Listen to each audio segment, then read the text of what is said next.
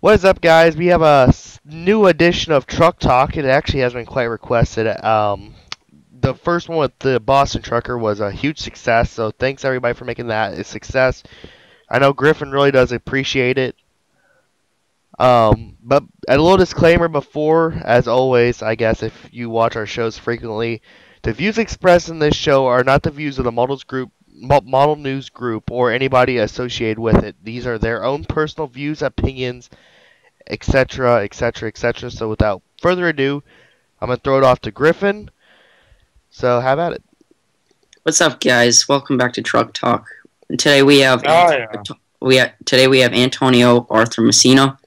How are you doing today, Antonio? Not bad at all. That's awesome. So you have what's your setup?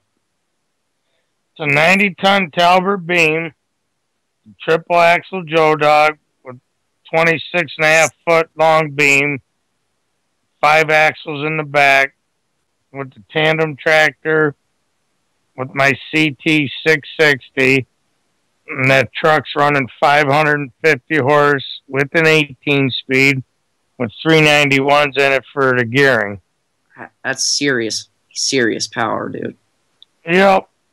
So to my understanding, you haul a lot from Michigan Cat. Yes. And you're a lot of the big excavators, the bulldozers, a lot of the big front end loaders. Well, what's the largest loader you've hauled? The largest one is a 992, but that they had to take the bucket, the cab, and the 4 tires off once the machine was loaded onto the beam. Yeah, I've seen a couple in person. Those are pretty beastly machines. Yep. Yeah. And what about the largest excavator? Actually, the largest excavator I moved from Michigan Cat was a 385.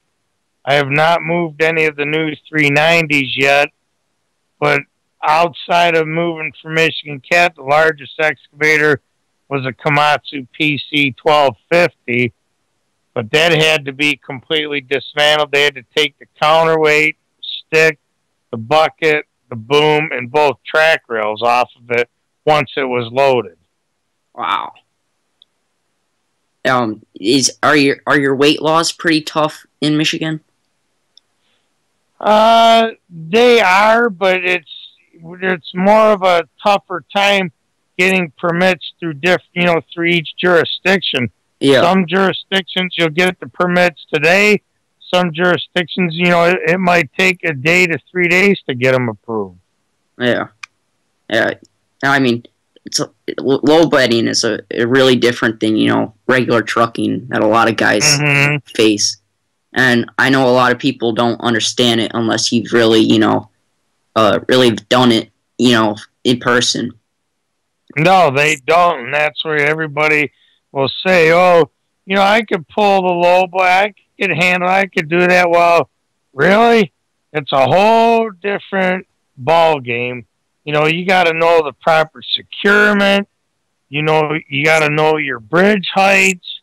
It's just not something you're going to throw Stevie Wonder or Ray Charles into and tell them, here you go. Here's your permits. Get in a truck and have at it. Yeah. It's just not going to happen. Yeah. So, have you ever hauled a D11 or anything?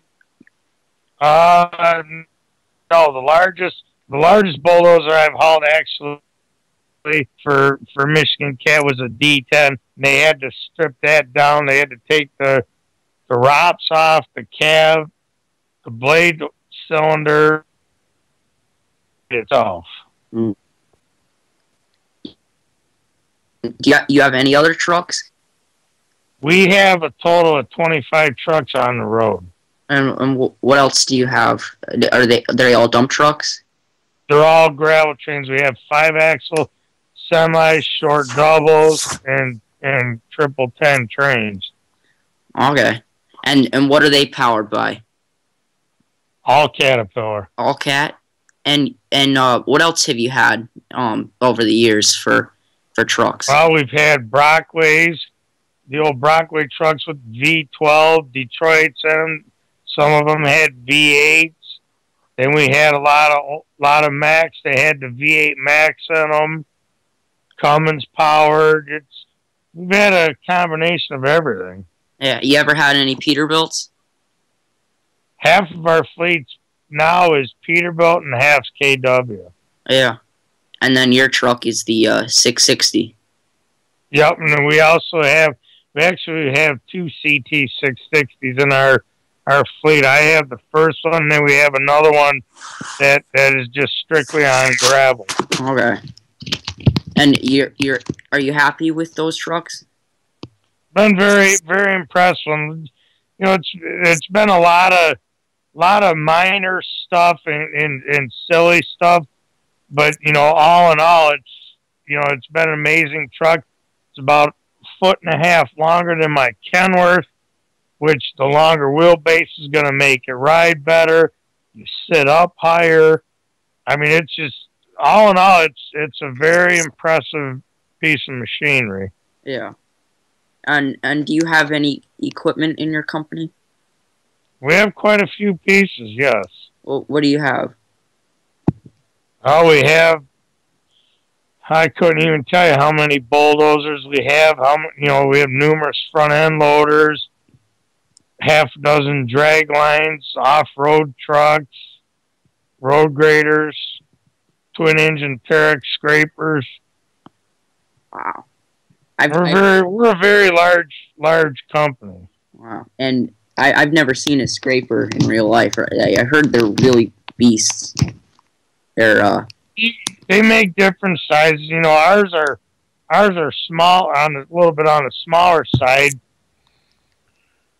Compared to what's out there. Yeah. One thing I always do once in a while is I go and I look on YouTube. Have you ever heard of SoCal Earth Movers? Mm-hmm. I just watch tons of their videos with the scrapers and all, and I'm just in awe when I see those. Now, if I could chime in real fast, I know what he's talking about scrapers since I'm just to the south of him. You probably see like 621s quite a bit, right? Oh, them are small compared to what we have up here. Yeah, 621s. You know what, Griffin? Like us standing next to a 621, we're about the size of the wheel. Like the wheel's probably about a good 6 feet. But when you get to the 657, that makes them look like baby scrapers. Oh yes, I've moved numerous 657s for Michigan Cat to the coal plants, and they have to split them in half. I have to move the tractor on one load, and then the bull goes on another load. Wow.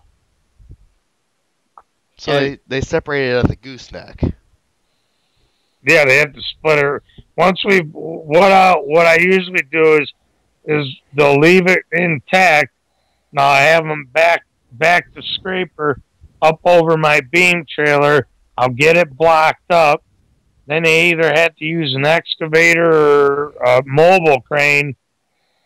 They'll break the tractor loose from the bowl and pull the tractor out of the way, and I'll get hooked up and go deliver the bowl, and then come back and get the tractor, or have another one of my low boys will be behind me, and he'll pick up the tractor. That way, you're not losing so much time.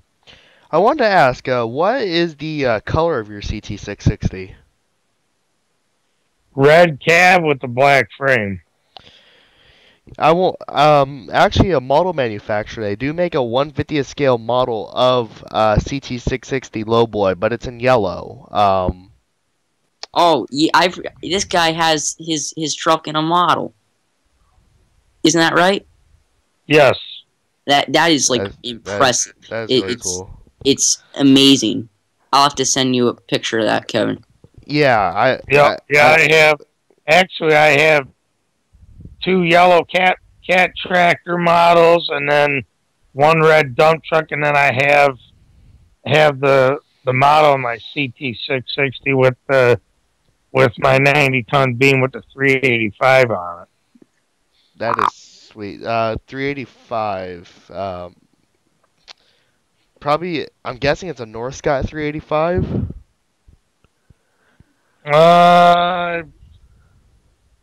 I want to say so. Yes, the gentleman that built the model, he had passed away here just recently, but it was all a hand built model.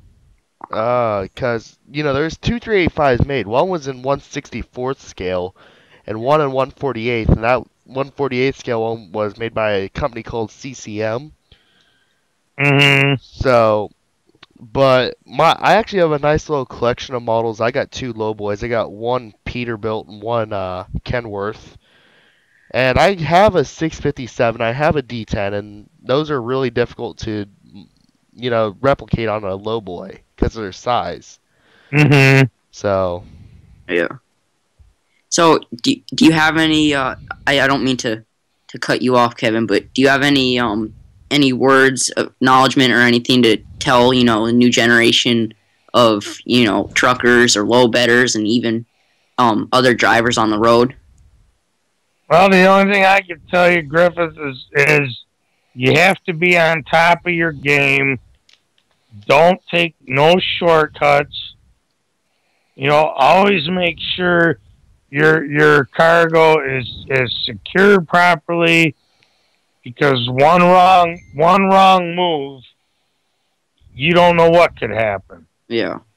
And especially on the beam trailer, you have to make sure the machine is centered on the beam, because if you're a half-inch off to one side or a half-inch off to the other side, you would not believe on how much it'll throw your weight balance off. Wow. And when you cross the scales, okay, your left side could be heavier than the right side. Well, then guess what? They throw the red light on you. They pull you around back. Then you're in trouble. Now your permits are void. Yeah. I didn't know that about a beam trailer. Yeah, that's all I use with that big stuff. I cannot stand a deck trailer, because the purpose of a beam trailer is to get down as low as possible. Yeah. Yeah. And so where's your company based out of? Shelby Township, Michigan. Okay. All right. And well, it was you have. That's all I have for now for questions. You have any other thing else you want to add? No, not really. I mean, it's like I was saying, the only thing I could tell any lowboy driver, especially the young guys that are getting into it and want to haul the big stuff, make sure you got your load properly secured. Make sure you're well flagged and chained, and your escorts, and keep your equipment looking clean. Because the cleaner you keep your equipment, the easier it's going to be on yourself and the company when you cross the scales. When policemen stop you, if they see you with a clean vehicle, they will not. I've found to where they won't mess with you. Yeah. You keep a good reputation. That helps. That goes a long way. Oh yeah. Yeah. Well, it was a pleasure. It definitely pays to stay clean and stay on top of the game. Yeah. Well, thank you for chatting with us and no problem. Being on our second truck talk. Hope everyone enjoyed the show and have a great night. Thank you, Antonio. Yep. Bye.